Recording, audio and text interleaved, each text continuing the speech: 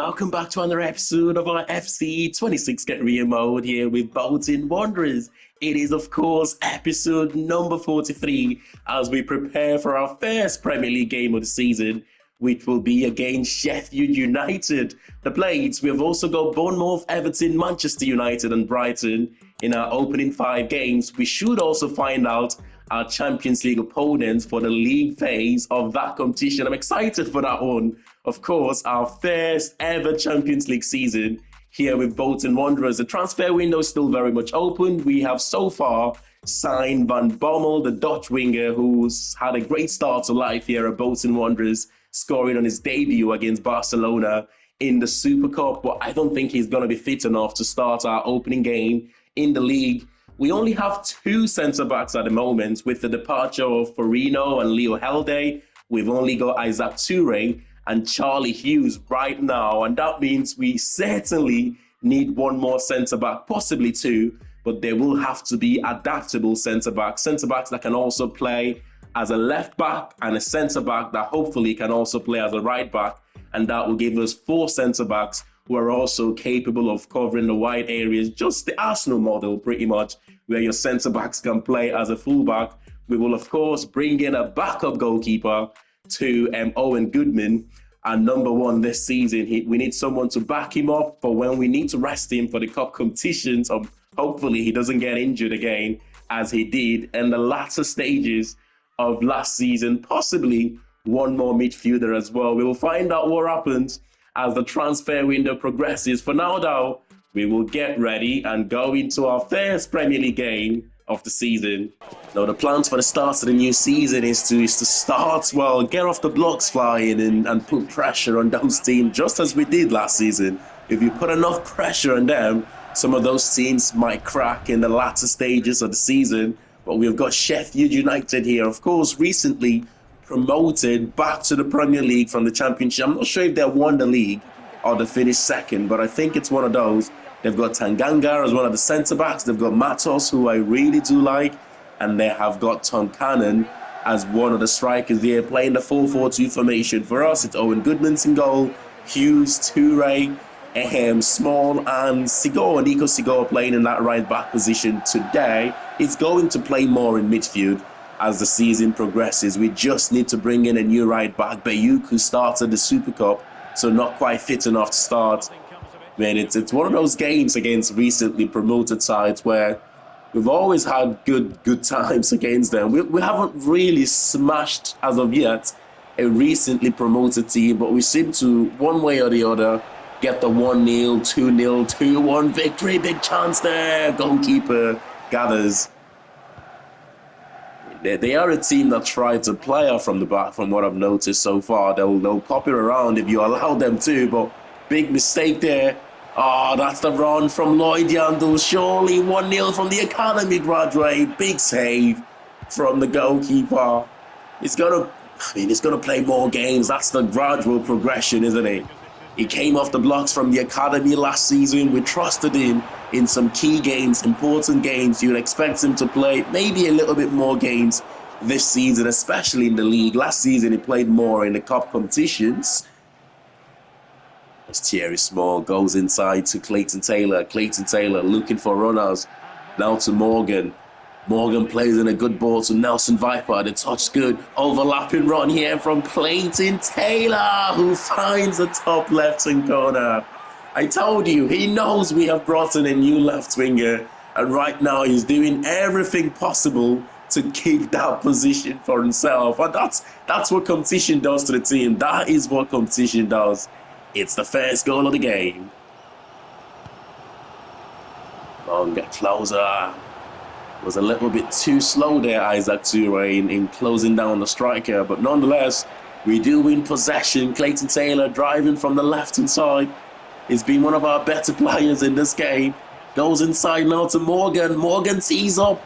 Oh, yes! Morgan tees up Simons. You know, whenever he scores, there tend to be bangers like this. It's just amazing with the long-range shooting. I don't know what more to say right now. Whenever we score from outside the box, there is only one player, it seems, capable of doing it. And it is Xavier Simons, the captain, opens his account for the new season. And what a finish it was. I think he scored 4 goals last season, didn't he? 4 in the Premier League. The previous season he scored 3. Last season he scored 4. Maybe this season he can score 5 from that defensive midfield position, which is incredible. But Sheffield United on the attack here. Isaac Toure couldn't get there. Blaster finds one of the strikers in the box, I believe. I don't think it's Tom Cannon.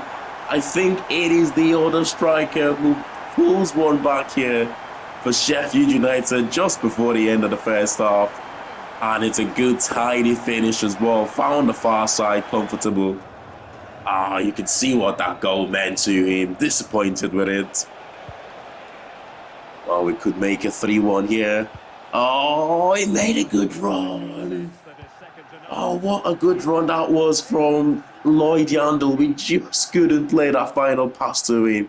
But Morgan retains possession. Isaac Toure, who is in that midfield position right now, comfortable in midfield as he is as a centre-back, it looks like, but out wide to Lloyd Yandel, who plays in Isaac Price. And the academy graduate gets his first assist of the season. And so does Isaac Price with his first goal of the new season as well. I mean, there have been a few teams looking at him, but so far there haven't been teams that would convince us to sell to them. You can see why we want to try and keep him. He's a really, really good midfielder, isn't he? He does everything right, Isaac Price, isn't he? He's the most complete midfielder we have in the team. As I keep saying, he can defend, he can attack, he can score goals, he can create chances. It's just the complete centre midfielder. Oh, what a block from Isaac Toure. Sends us on the break here. It's 3-1. We could well make it 4. That's a good ball to Isaac Price. To Nelson Viper. Nelson Viper is going to go. Oh, what a ball from Nelson Viper. To Clayton Taylor, who gets his brace. And that's 2 assists for Nelson Viper in this game, by the way. And the brace for Clayton Taylor. Take a pick. Who is your man of the match? Lloyd Yandel, Clayton Taylor, Isaac Price. Those players have been really, really good in this game. But we will take off the captain here, Simons. Ian McPherson will replace him. We could well get one more goal here, which will be our biggest win in a league game in this save, if we can get one more. But there is the space out wide for Lloyd Yandel. He cuts inside. Lloyd Yandel plays in Nelson Viper, who makes it 5 on the opening day of the season. I said we needed to start quick. We needed to get off the blocks flying. And we have done exactly that here. Nelson Viper with his first goal. And it's Lloyd Yandel with his second assist. So it's 2 assists for Lloyd Yandel, 2 goals for Clayton Taylor, a goal and 2 assists for Nelson Viper, a goal for Simons, who is your man of the match. We could well make it 5 here. Randall, the second half substitute, tried to go for the foul post. But Sheffield United goalkeeper prevents that one from being 6-1 on the scoreline. We scored 5 goals in our opening day of the season. What a start. What a start to the new season. Unlucky though for Sheffield United. I thought they played much better than a 5-1 scoreline. But it is what it is. Welcome to the Premier League, Sheffield United. And Nelson Viper wins the Man of the Match award there. But honestly, it could have been any player in that forward 3. It could have been Clayton Taylor. It could have been Lloyd Yandel. It could have also been Xavier Simons. So then, with £87 million left in our transfer budget, you know we are in the hunt for defenders, 2 centre-backs, possibly, or maybe a centre-back and a right-back. I'm not quite sure what we want to do yet in that aspect. But Angus Gunn, who was a free agent goalkeeper, we have scouted all season. He's signed for Odense Boat Club, I believe. If you snooze, you lose, right? But we have got another option here in terms of goalkeeper. We have got Stephen Bender, who wouldn't be a bad shout if we do not recall Alistair McGill, that is. But in terms of centre-backs, we've got a few options here. We've got Renato Vega, who I think he will be a little bit on the expensive end. I think we might spend over £35 million if we want to get the former Chelsea man, who of course can play as a centre-back and as a left-back. The likes of Yarek is being scouted. Valentin Gomez, I like his profile. He's 5'11" though, which is a little bit on the smaller side for a centre-back, especially in the Premier League, but we've got tall defenders. So having one of those defenders on the 6 foot, I don't think it would impact us so much. But one of the reasons I'm particularly interested in him is the fact that it looks like he's got less than a year left in his contract. Hence, we're getting that £24.7 million, the lower end of his price. I think we might maybe be able to get this deal done for about £25 million, just as we did for our winger who we signed this season, Ruben van Bomen. He scored. We signed this season, right? I've almost forgot about him there. But we've also got another centre back that I'm looking at, who is Bashir Humphreys. He's a left back, but we know he's well capable of playing in that centre back position. He's 6'2", and he's 81 rated right now. He's still got growth in him. He's got pace. He's technically really good. So it's going to be between Humphreys and Gomez. We will see which of those we can get on a cheaper price, and that's the one I'll go for. In the right back position, Collins is the position or the centre back that I'm looking at, who will give us cover both as a centre back and as a right back as well. 6'3", he's pacey. Technically, he looks quite good as well, but we don't have his final scout report just yet. But we will start with Valentin Gomez here and maybe see how much we can get him for. If not within that 25 million value, we will go for Humphreys instead. But let's get this done here. We're not too far away here in terms of valuation. I'm willing to go up to £25 million. We've managed to get them to go down from 35 to about 26 now. We're still only willing to pay that £25 million and the 10% sell-on clause to sweeten up the deal. I tell you what, we will try it one more time, but we will go 25.5 million there and give them the 10% sell-on clause. That should get it done. That's a reasonable offer. Oh my goodness. We're saving about £7 million here for a player worth, at the moment, more than 32 million. I've been trying so hard here not to exceed that 50k in wages, but it looks like we might have to. We have been very consistent in terms of wages, haven't we? And 55k will make him just about our highest paid player, exceeding the 50k we're paying Nelson Viper right now. But I'm sure at some point this season, Nelson Viper will ask for a renewal. We will bump that up to 2 million there in signing on bonus and clean sheet bonus for 1.65 million. That will hopefully be our final offer. It's not quite what they want, but of course he's going to sign that. Welcome to Bolton Wanderers, Valentin Gomez. Spending £25.5 million on him also makes him our record signing. One thing we've done quite well is when we have broke that record in terms of signings, we've not exceeded that by ridiculous amounts of money. It went from £19.5 million for Nelson Viper to about £20 million, I believe, for Nico Sigo, and then £24 million for Ruben van Bommel, and now 25.5 for Valentin Gomez. We might need to break that again when we bring in the other centre-back or the right-back that we're looking at, but we will see what happens. Now, looking at the starting 11 there, the plan for us this season is to have at least every player in that starting 11 80+ rated. At some point this season, I'm sure it is going to happen. The likes of Goodman and Simons not far away. Bungard also not far away there. With the signings of Gomez in that left centre-back position and Ruben van Bommel in the left wing position, we're one step closer to that. Of course, as you know, we're also looking at bringing in a right back before the transfer window closes and a backup goalkeeper. So the squad is much better than last season already, which is it's good for us. But 3 offers here, a couple of those for Isaac Price from Crystal Palace as well as Sunderland. We're going to reject that. Also a loan offer for Ian McPherson, who came on from the bench in our victory against Sheffield United. He also played the Community Shield against Liverpool, which I was impressed with him in that game. We will keep him for the remainder of the season. I will reject all of those offers here.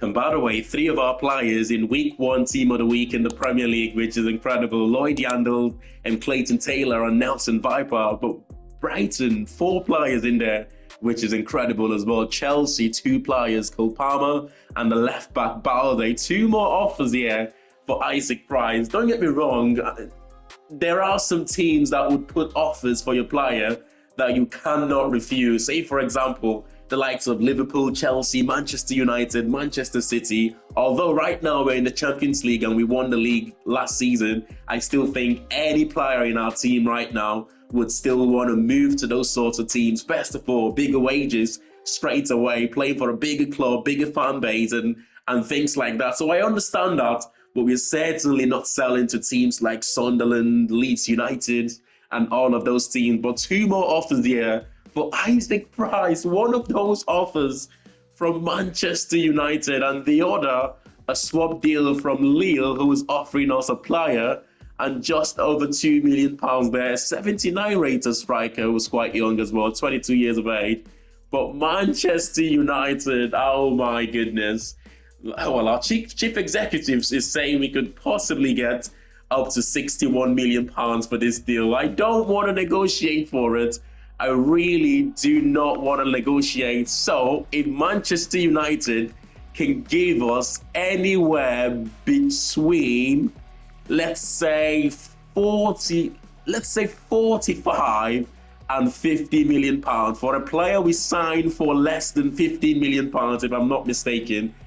If they can get it done for between 45 to £50 million, although I don't want to sell the player, it's difficult to say no. And for the player's sake as well, he's moving to a bigger team and things like that. Isaac Price is a fantastic player for us, but it is what it is. I don't think Manchester United will be willing to pay that much anyway, but if they do, we might need to find a replacement. But into our next game here of our Premier League season, we are in front of the home fans at the Toughsheet Community Stadium against Bournemouth. Come on, the Trotters. Well, the Trotters have started the season with real intention. 5-1 victory in our opening game of the season. It could have been more at the end, but standing in front of us here is a tough Bournemouth side. As we know, we didn't need our new signings in the first game there, and Ruben van Bommel, he didn't even get a minute against Sheffield United. I thought Clayton Taylor was really that good for that game, but in this one, we have got our two new signings starting. Valentin Gomez in the left-sided centre-back position, and Ruben van Bommel starts as the left winger for us. Bournemouth have gone strong. They've gone really, really strong here. But you're starting 11, Adam Watson in that midfield as well. I mean, one thing about Bournemouth, you remember when we were first promoted in the Premier League, the first game we played against Bournemouth, we lost that game, and we also lost in the cup game against them. The difference between this team and that team, Bournemouth have got better players now. However, they had players at that time that fitted into their high aggressive, high press system, which made them so difficult to play against. But right now, with Adam Watson and Angelo Stiller in midfield, they're quite slow.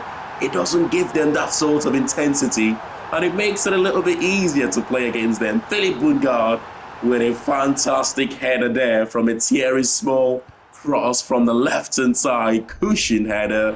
The goalkeeper was beaten. In you go. Easy as you like for our first goal in front of the home fans here. What a start to the season we're having. What a terrific start this is.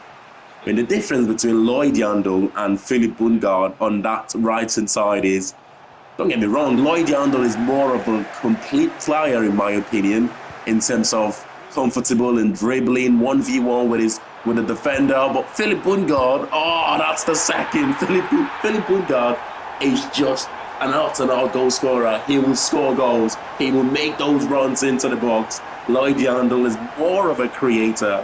But talking about finishes, Nelson Viper with his second goal of the season, 24 Premier League goals last season, and he will surpass that this season. It's an assist for Ruben van Bommel, by the way, on his first start.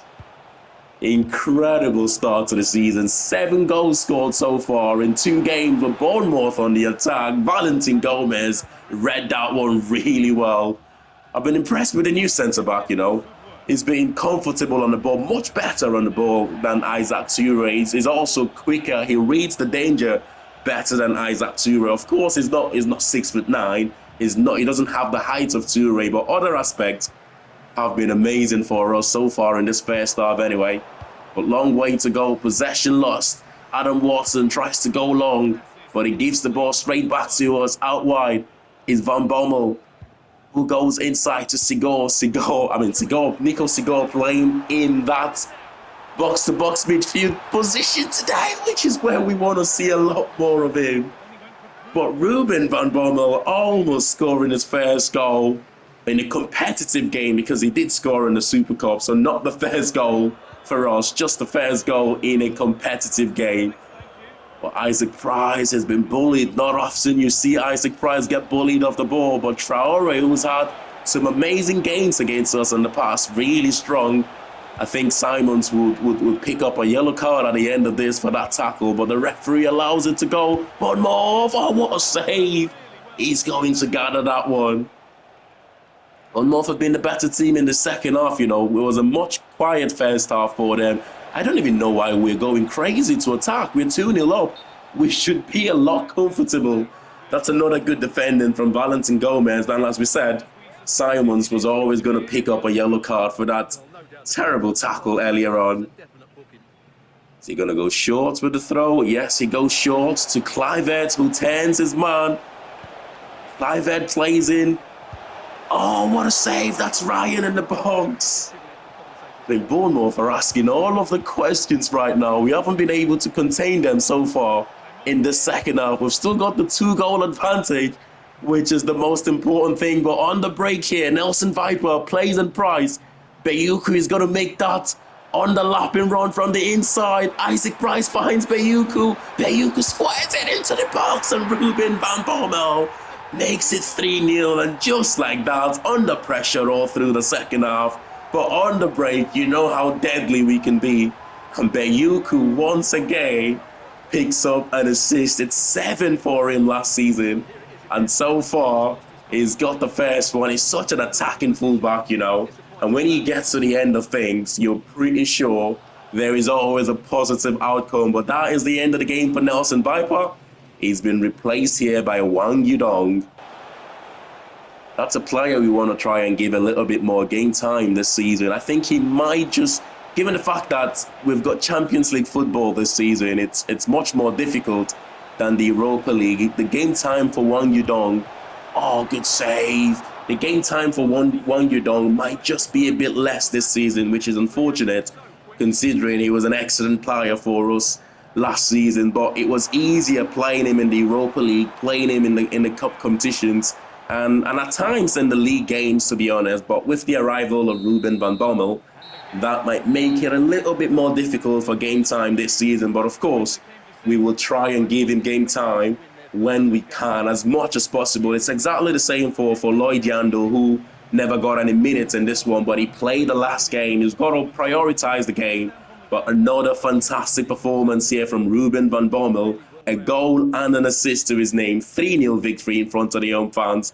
Come on, the Trotters. Here we go to give Charlie Hughes a new contract, increase in wages from 35 to 50k, £1 million in signing on bonus, 25 appearances, and £1.5 million. He should accept that, or they might ask for a little bit more in wages. It's not quite what they want, but it's a straightforward one for the centre-back who have been really impressed with since we signed him from Hull City last season. The same here for the young man, Paul Falk, centre defensive midfielder, youth academy graduate, still only 18 years of age, 10 months left on his contract, but we will extend that for a further 3 years, 13k in wages, not too bad what him and his agents are asking for, and 115k in signing on bonus. That should again be a straightforward one. We might look to send him out on loan actually, or keep him around for the remainder of the first part of the season. And next on the line, it's Leo Perkins, exactly the same as Paul Fox, another youth academy graduate. He's a little bit older, 19 years of age. He's a left back, but 13k in wages, signing on bonus, 115k. Should be a straightforward one again, and I'm happy to keep him here. And we might make the same decision, loan him out, or maybe keep him for the first part of the season, and then think about it when the January transfer window opens. Tell you what, we have done quite well to manage the wages here at this football club, haven't we? Valentin Gomez, our latest acquisition, is the highest paid player on 55k, You've got the likes of Hughes, Price, Nelson Viper, all on 50k, although Nelson Viper will once again be our highest paid player by the time we get to sit down with him and renew his contract. One player who should sack his agents, two players actually. The first one is Xavier Simons, is still on 15k, but at the moment he's not willing to negotiate, which it's a little bit disappointing from his agent. He'll think his agent will be asking for a little bit more. Perhaps the most disappointing player that should be, I mean, when I say disappointing, he should be disappointed with his agent. It's Clayton Taylor. He's still on his 5k wage since we signed him in our first season in the championship. It's ridiculous. It's still not open for new deal. He's got 1 year and 10 months left on his contract though. You would think, and sooner rather than later, he will be open to a new contract. Oh wow, that's come as a bit of a surprise. Money injection into the football club. The owners are pleased with the club's trajectory and have given the club a cash injection of £93.3 million. It's not like we were struggling for funds, to be honest, but an additional £93 million to spend. Of course, we're not going to go crazy with it, but it's really nice to see from the board. It goes to show that they have got ambitions here at Bolton Wanderers. Oh, it's the transfer deadline day. I actually thought we would play the Everton game before the deadline day, but it's the other way around. But talking about ambitions, let's see if Manchester United have shown any here. We gave them the option to sign Isaac Price for £50 million. It looks like, or between 45 to 50, it looks like they have declined to proceed with that deal. Lille wanted to offer us £46.2 million as well, which we did decline that one, but Manchester United refused the option to pay between 45 to 50 million pounds, which is crazy because they're much richer than Lille, but the French side are wanting to pay that amount of money, which Manchester United refused to do.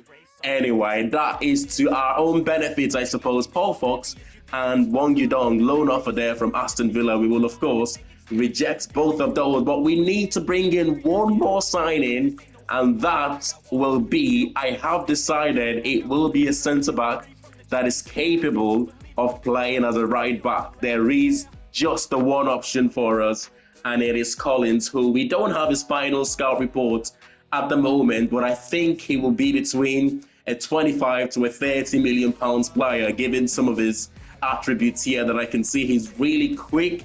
That makes me think he can also play as a right back. He's got decent crossing, decent dribbling, all of those good attributes for a 6'3" centre back who I believe can do a job for us as a right back. We don't have his market value is 26 million pounds, we can see, but hopefully we can get him for a little bit less than that. Most expensive signing so far is 25.5 million pounds. I would like not to break that record here for the signing if possible. So we're going 15% sell-on clause, 24 million pounds.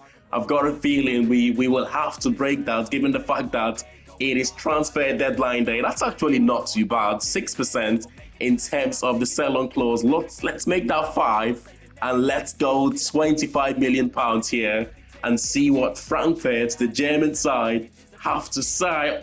That's good news. Okay, we will counter this one more time for 25 million pounds and keep that 10% sell-on clause. This will be a fantastic deal if we can get it done.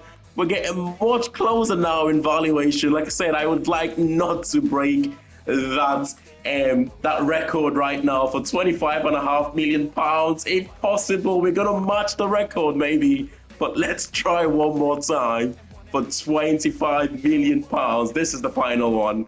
25.4. Okay, that doesn't break the record, which means I'm happy to accept that. We will quickly sort out a player contract here. Now, in terms of wages, we will try and keep that parity with the rest of the squad right now. 50k in wages there, £1.5 million, and signing on bonus, £2.5 million for 25 clean sheet this season. They're asking for 64k in wages there, which I'm not willing to go up to that amount. 55k in wages is the maximum I'm willing to go here. But we will try one more time here on 50k, and this time £2.5 million in signing on bonus. That might just be enough to get the deal done. It's not quite what they want, but of course he's going to put pen to paper for our third signing, I believe, of the new season, and that means we're sorted now in terms of the defensive areas for the remainder of the season. Of course, we still don't have his final scout report, and that means I'm not sure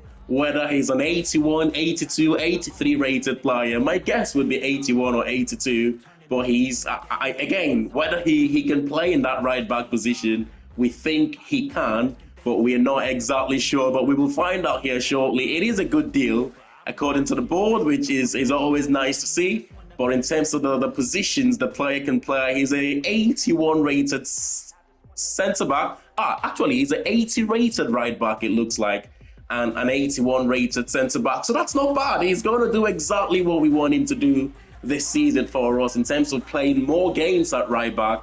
And when we need him to, he will provide cover for us at centre back. And finally here, for the goalkeeping position, I think what we will do is we will recall Alistair McGill. I was going to go for Angus Gunn, but given that he's now signed for a new team, we cannot get that deal done as a free agent, certainly. So what we will do, we will recall Alistair McGill, who is, I believe, 73 rated at the moment, and we will try and give him as much game time as possible. And then when the January transfer window opens, we will reevaluate that again and see if it makes sense to send him out on loan. Unfortunately for Cardiff City, I think it might be a little bit too late. It's a difficult one, isn't it? We might be ruining Cardiff City season by doing this. You know what? Let's see if Cardiff City have got more than one options in terms of goalkeepers. Cardiff City are right now in the Championship. Let's see how many goalkeepers they have. They only have one goalkeeper, who is Harry Tyra. That would ruin your season in the Championship, wouldn't it? It would really ruin your season, and we don't want to do that to them. You know what? We will leave Alistair McGill there. We will bring in Stephen Bender as the goalkeeping choice as our backup for this season. That's how nice I am, right? That's how nice I am. We will ruin Cardiff's season if we decide to do that. We will go for Bender here as a free agent. I always say the role of a backup goalkeeper is probably one of the easiest roles in football. You don't play too many games. You just have to be good in training and support the first choice goalkeeper. I mean, that reflects on the squad roles. Sporadic 15k there in wages, and pretty much giving him his market value if we were to sign him for 750k, which it makes sense. Let's see if we can get the deal done quickly. They're asking for 22.5k in wages. I'm not willing to give him that. That would make him on twice as much money as our first choice goalkeeper. Doesn't make sense. We're just going to end the negotiation here. I'm not willing to do that at all. Oh, look who we have got here. One of the heroes from last season, John Victor. To be fair, we should have renewed his contract last season, but 33 years of age, we will end up going for him here again. He's a backup free agent. I've got a feeling, wages-wise, they might ask for something similar as Bender, but we will find out. Now, it's going to be exactly the same sort of deal that I was willing to offer to you and Bender. We will do it. We will do that for John Victor here. 15k in wages, 700k in signing on bonus. Again, they're asking for crazy money. They're asking for 24.5k. I'm not gonna give this to a backup goalkeeper, not when our first choice goalkeeper is on less money than that. We're gonna have to reject this yet again. Final attempts here. We've got Seny Dieng, who has got championship experience with Middlesbrough, I believe. He's a free agent, 34 years of age. Now, this is much better, but we don't want to go 20k. We will go 15k in wages, and I don't mind giving you 500k in signing on bonus, but we don't want to exceed 15k for a backup goalkeeper. It's not quite what I want, but he's going to sign a contract. Finally, we got ourselves a backup goalkeeper. That was a nightmare, but we got there at the end. Well, he's not quite as highly rated as I thought, but at 70 rated, he will do a job for us. We don't need the backup goalkeeper to play too many games. We just need someone to step up when we play the League One, League Two teams in the Cup. The league games, as long as Owen Goodmans is nice and healthy, of course, he'll play the league game, the Champions League games for us this season. But 10 hours in the transfer deadline day, Let's quickly go through it here. 6 hours to go in the transfer deadline day. Liverpool have sold Silva to Juventus for £67 million. They have, though, replaced him with Krupi, it looks like, the former Bournemouth man. That looks like an upgrade in my opinion, you know? That looks like an upgrade for Liverpool. And with 2 hours to go, Newcastle have absolutely shattered the top spend in this transfer window, £124 million for a goalkeeper. Anthony, he must be really special, right, to spend that amount of money on a goalkeeper. But this should be it for the transfer deadline day. Alexander Isak joining Bournemouth for £102 million.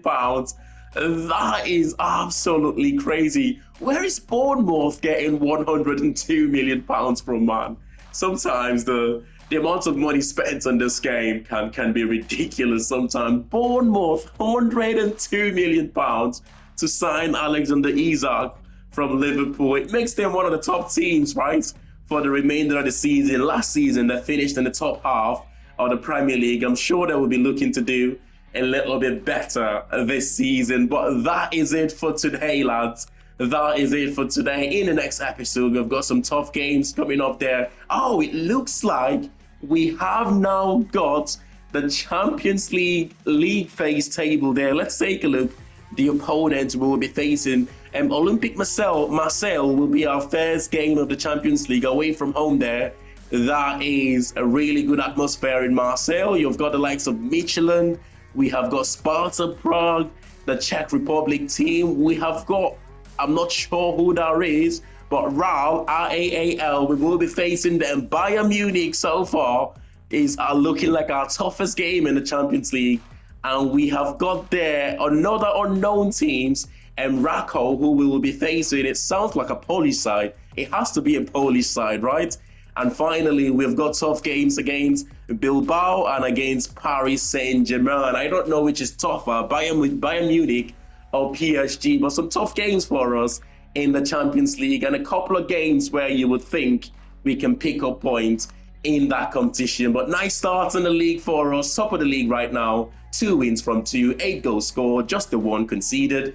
Brighton, Fulham, Liverpool, rest of the top 4. Got the likes of Sunderland, Chelsea, Manchester United, Manchester City, Arsenal and Everton completing the rest of the top 10 there. The bottom 3, it's Aston Villa, Bournemouth and West Ham. Early stages though, but smash a like on the video if you have enjoyed this one. And of course, subscribe to the channel if you're new to it. And I'll see you all in the next one. Thanks for watching and bye for now.